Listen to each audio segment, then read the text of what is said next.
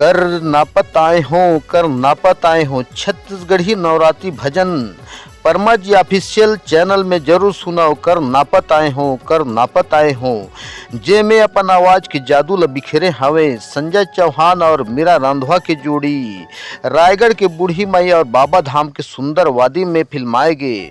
कर नापत आए हों, कर नापत आए हों आपके यूट्यूब परमा जी चैनल में सब्सक्राइब और लाइक और शेयर जरूर करें। कर नापत आए हों।